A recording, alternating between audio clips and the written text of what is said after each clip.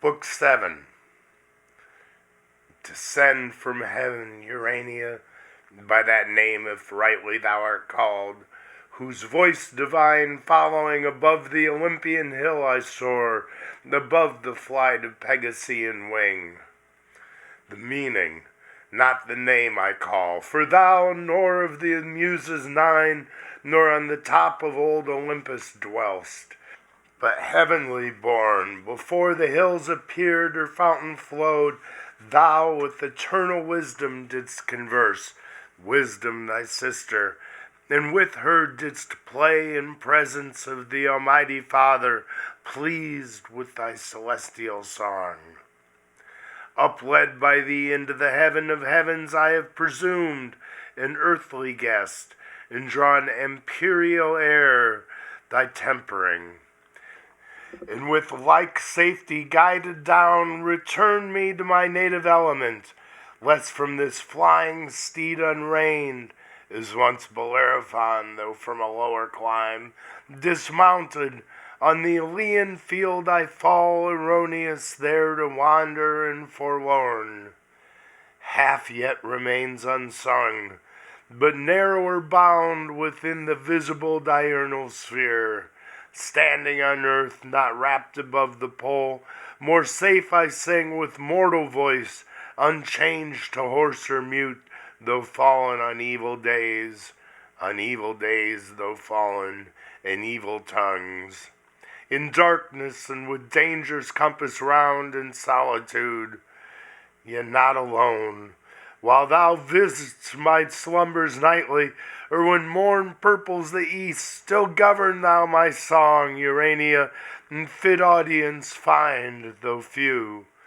But drive far off the barbarous dissonance of Bacchus and his revellers, the race of that wild rout that tore the Thracian bard and Rhodope, where woods and rocks had ears to rapture, till the Saver clamor drowned both harp and voice, nor could the muse defend her son. So fail not thou, who thee implores, for thou art heavenly, she an empty dream. Say, goddess, what ensued when Raphael, the affable archangel, had forewarned Adam by dire example to beware apostasy, by what befell in heaven to those apostates, lest the like befall in paradise to Adam or his race, charged not to touch the interdicted tree, and if they transgress and slight that sole command, so easily obeyed amid the choice of all tastes else to please their appetite, the wandering.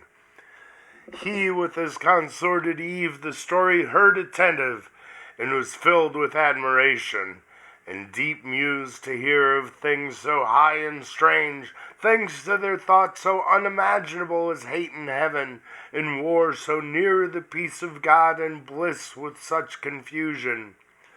But the evil soon driven back redounded as a flood on those from whom it sprung, impossible to mix with blessedness.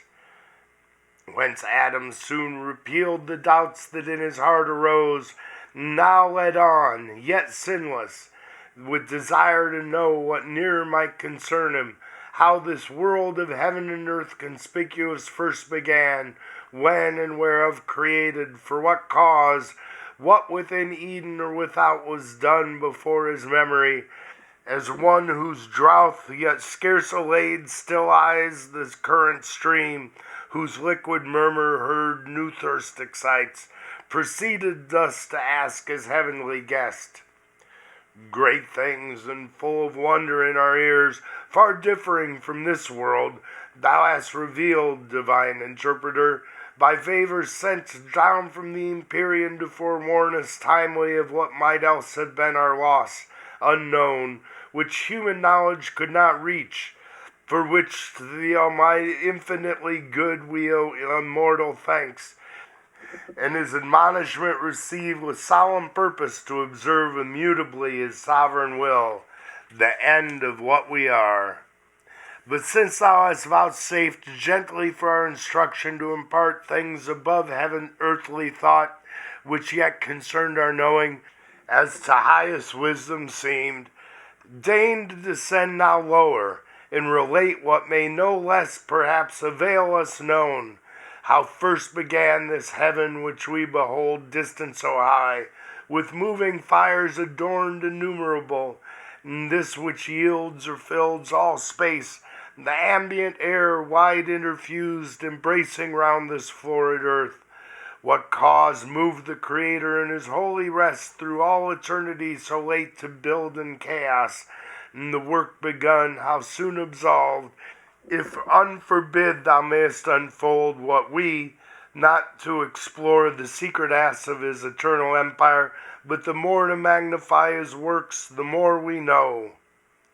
In the great light of day, yet once to run much of his race through those steep suspense in heaven, held thy voice.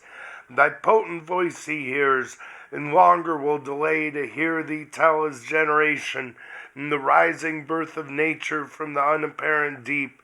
Or if the star of evening and the moon haste to thy audience, night with her will bring silence, and sleep listening to thee will watch, or we can bid his absence, till thy song end, and dismiss thee ere the morning shine.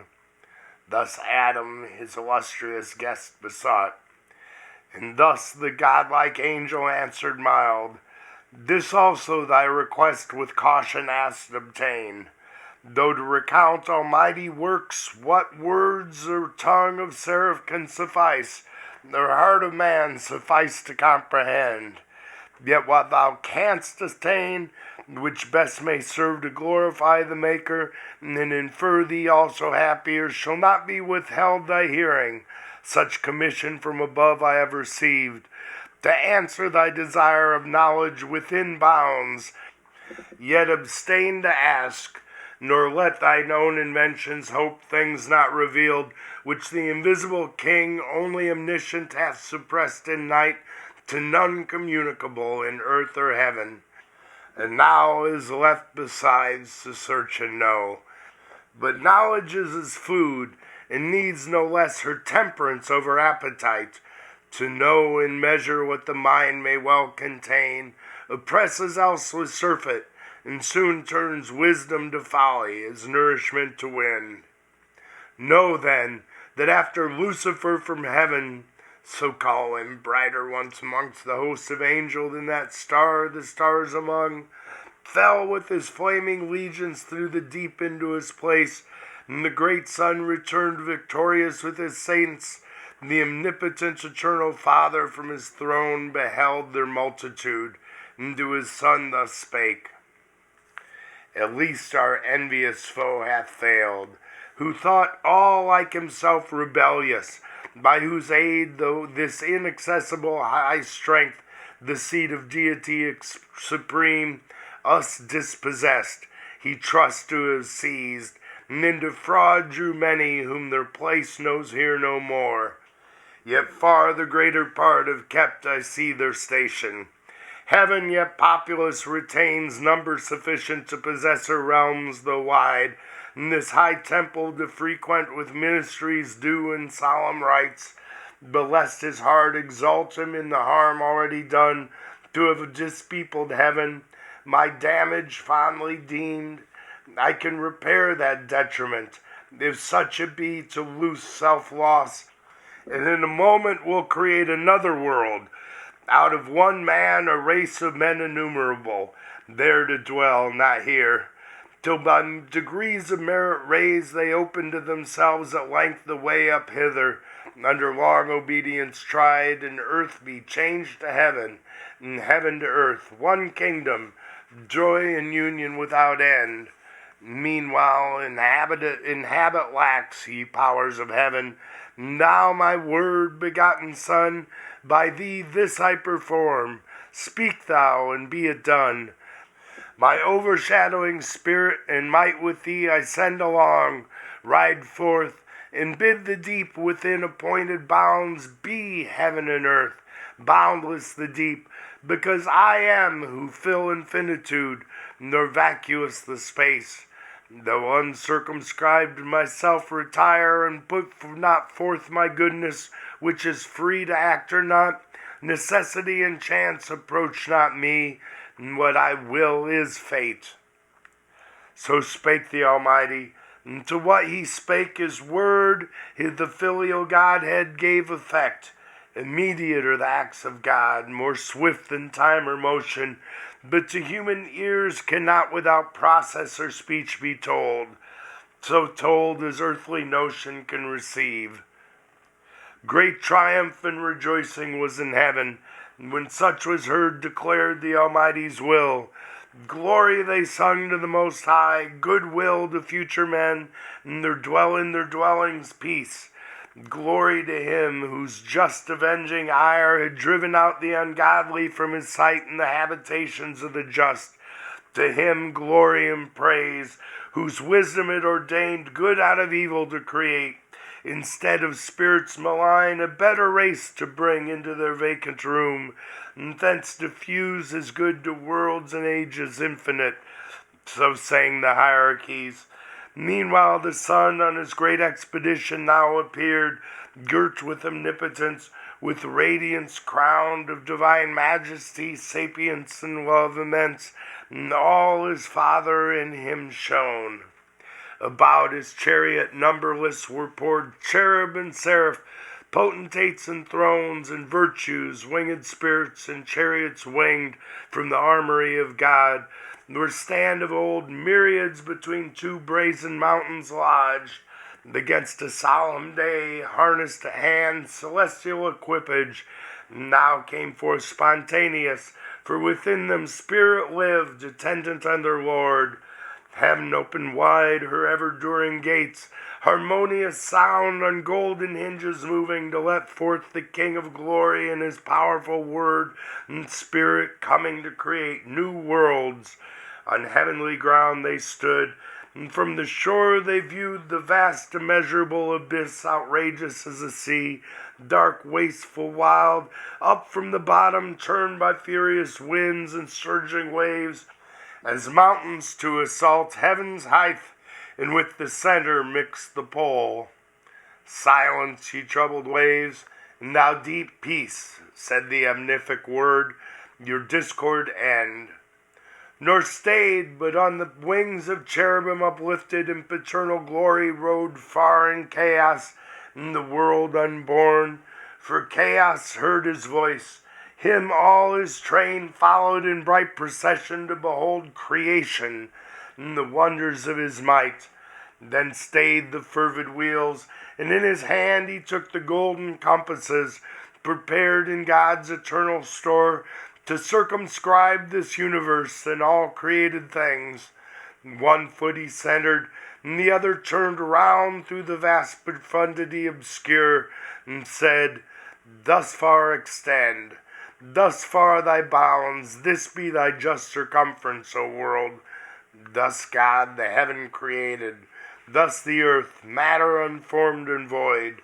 Darkness profound covered the abyss, but on the watery calm his brooding wings the Spirit of God outspread, and vital virtue infused, and vital warmth throughout the fluid mass, but downward purged the black Tartarus, cold infernal dregs adverse to life.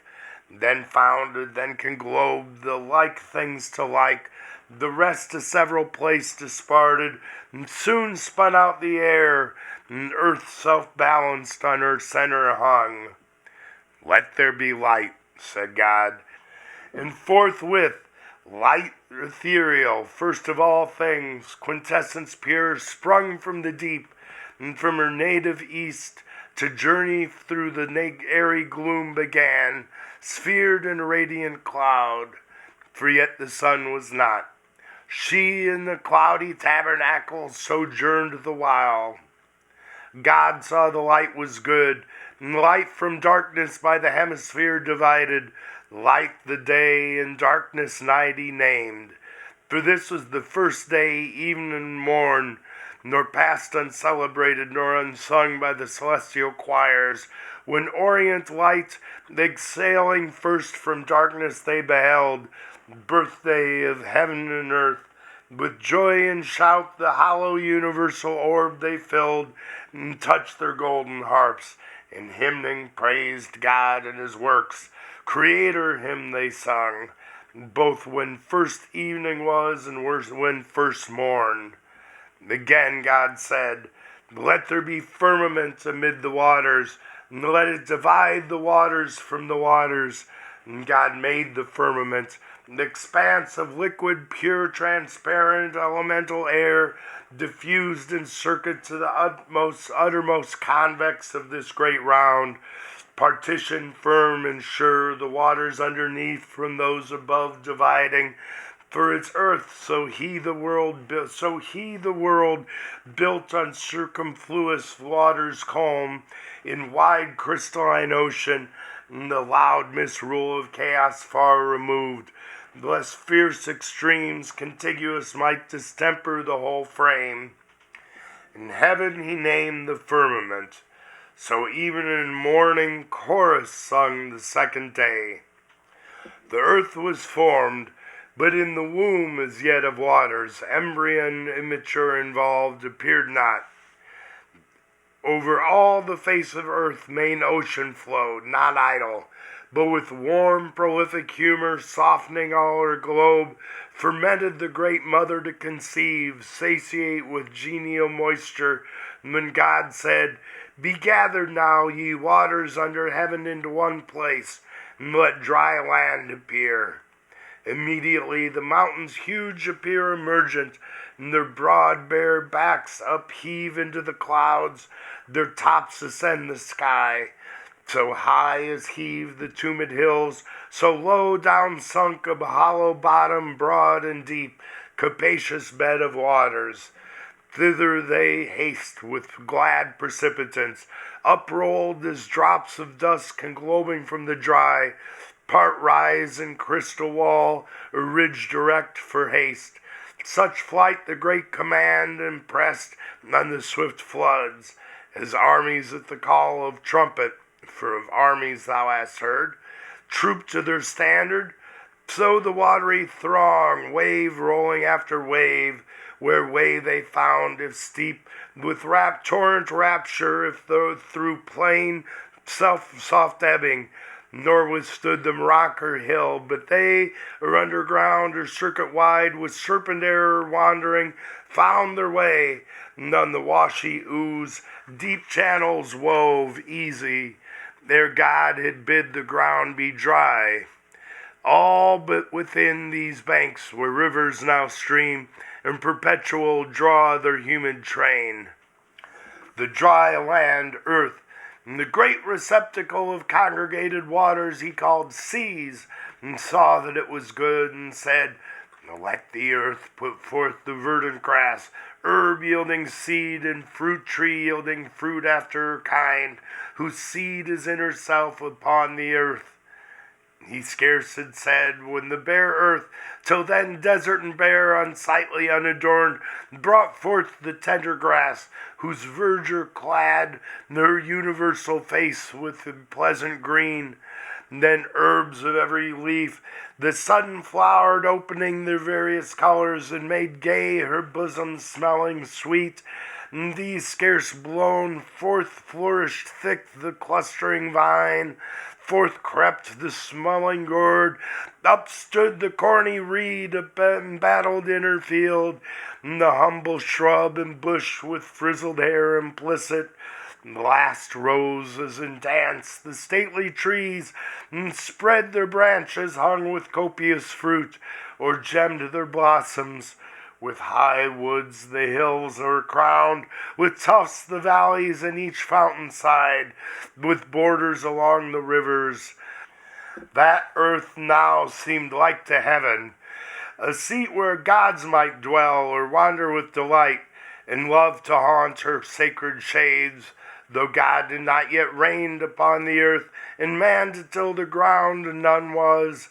But from the earth the dewy mist went up and watered all the ground, and each plant of the field, which ere it was in the earth God made, and every herb, before it grew on the green stem.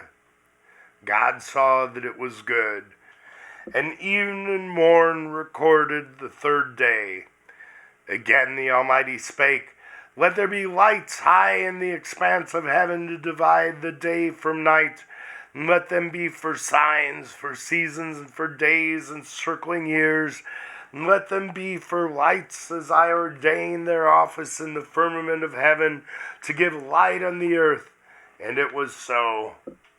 And God made two great lights, great for their use to man, the greater to have rule by day, the less by night altern, and made the stars and set them in the firmament of heaven to illuminate the earth, and rule the day in their vicissitude, and rule the night, and light from darkness to divide. God saw, surveying his work, that it was good.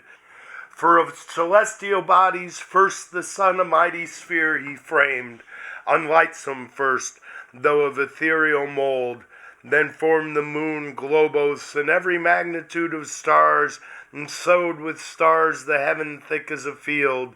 Of light by far the greater part he took, transplanted from her cloudy shrine and placed in the sun's orb, made porous to receive and drink the liquid light, firm to retain her gathered beams, great palace now of light. Hither as to their fountain other stars repairing, as their golden urns draw light, and hence the morning planet gilds her horns. By tincture reflection they augment their small peculiar, though from human sight seem so far remote, with diminution seen. First in his east the glorious lamp was seen, regent of day, and all the horizon round invested with bright rays, jocund to run his longitude through heaven's high road. The grey dawn and the Pleiades before him danced, shedding sweet influence. Less bright the moon, but opposite and levelled west was set his mirror, with full-faced borrowing her light from him. For other light she needed none in that aspect, and still that distant keeps till night. Then in her east turn she shines, revolved on heaven's great axle, and her reign with thousand lesser lights dividual holds, and thousand stars, that then appeared spangling the hemisphere. Then first adorned with their bright luminaries that set in rows, glad evening and glad morn, crowned the fourth day. And God said, let the waters generate reptile with spawn abundant living soul, and let fowl fly above the earth with wings displayed on the open firmament of heaven.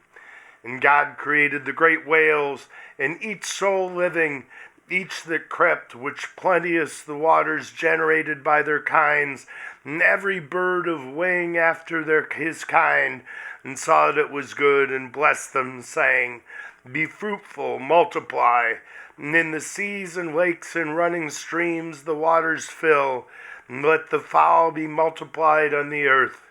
Forthwith the sounds and seas, each creek and bay with fry innumerable swarm, and shoals of fish that with their fins and shining scales glide under the green wave, and skulls that often bank the mid-sea, part single or with mate, graze the seaweed their pasture, and through groves of coral stray, or sporting with quick glance show to the sun their waved coats dropped with gold, or in their pearly shells at ease attend moist nutriment, or under rocks their food and jointed armor watch.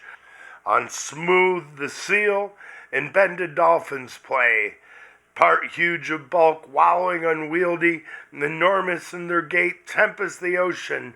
There Leviathan, hugest of living creatures, on the deep stretched like a promontory, sleeps or swims, and seems a moving land. And at his gills draws in, and at his trunk spouts out a sea. Meanwhile the tepid caves and fens and shores, their brood as numerous hatch. From the egg that soon bursting with kindly rupture soon disclose their callow young, befeathered soon, and fledge they sum their pens, and soaring in the air sublime, with clang despise the ground, under a cloud in prospect.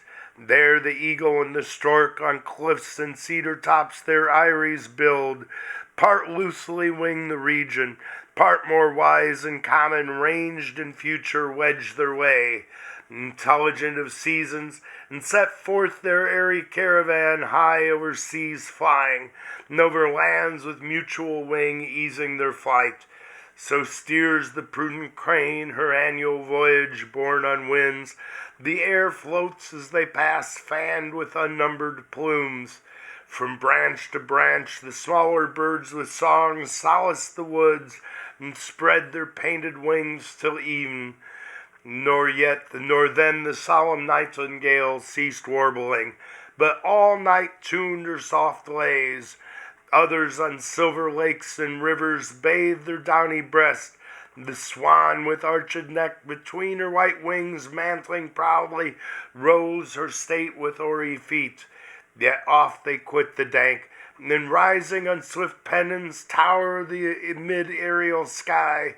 Others on ground walk firm, the crested cock whose clarion sounds the silent hours, and the other whose gray train adorns them, colored with the florid hue of rainbows and starry eyes.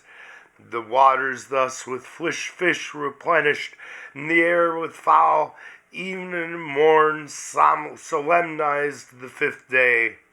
The 6th, and of creation last rose with evening, harps and matin, when God said, let the earth bring forth soul living in her kind, cattle and creeping things and beasts of the earth, each in his kind. The earth obeyed, and straight opening her fertile womb teemed at a birth innumerable living creatures, perfect forms, limbed and full grown. Out of the ground uprose as from his lair the wild beast, where he wons the forest wild and thicket brake her den. Among the trees and pairs they rose, they walked, the cattle in the fields and meadows green, those rare and solitary, those in flocks pasturing at once, and in broad herds upsprung. The grassy clods now calved, now half appeared the tawny lion, pawing to get free his hinder parts, then springs as broke from bonds, and rampant shakes his brinded mane. The ounce, the leopard, and the tiger, as the mole rising, the crumbled earth above them threw in hillocks. The swift stag from underground bore up his branching head, scarce from his mold behemoth biggest born of earth upheaved his vastness, fleeced the flocks and bleeding roes as plants. Ambiguous between sea and land, the river horse and scaly crocodile. At once came forth whatever creeps the ground, insect or worm. Those waved their limber fans for wings, and smallest lineaments exact in all the liveries decked of summer's pride with spots of gold and purple, azure and green.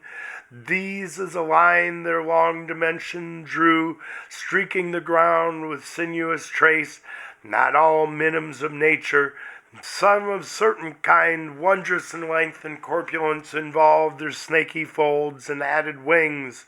First crept the parsimonious emmet, providence of future, in small room, large heart enclosed, pattern of just equality, perhaps hereafter, joined in her popular tribes of commonality. Swarming next appeared the female bee that feeds her husband drone deliciously, and builds her waxen cells with honey stored. The rest are numberless, and thou their natures knowest, and gavest them names, needless to thee repeated, nor unknown. The serpent subtlest of all, beast of all the field, of huge extent sometime, with brazen eyes and hairy mane terrific, though to thee not noxious, but obedient at thy call. Now heaven in all her glory shone, then rolled her motions as the great first mover's hand first wheeled their course. Earth in her rich attire consummate lovely smiled. Air, water, earth, by fowl, fish, beast, was flown, was swum, was walked frequent, and of the 6th day yet remained. There wanted yet the masterwork, the end of all yet done, the creature who not prone and brute as other creatures, but endued with sanctity of reason, might erect his stature, and upright with front serene, govern the rest, self-knowing, and from thence magnanimous to correspond with heaven, but grateful to acknowledge whence his good descends, thither with heart and voice and eyes directed in devotion, to adore and worship God supreme, who made him chief of all his works. Therefore the omnipotent eternal Father, for where is not he present, thus to his Son audibly spake, let us now make man in our image, man in our similitude, and let them rule over the fish and fowl of sea and air, beast of the field, and over all the earth, and every creeping thing that creeps the ground. Thus said he formed thee, Adam, thee, O man, dust of the ground, and in thy nostrils breathed the breath of life, and in his own image he created thee, in the image of God expressed, and thou becamest a living soul. Male he created thee, but thy consort female for race. Then blessed mankind, and said, be fruitful, multiply, and fill the earth, subdue it, and throughout dominion hold over fish of the sea and fowl of the air, and every living thing that moves on the earth.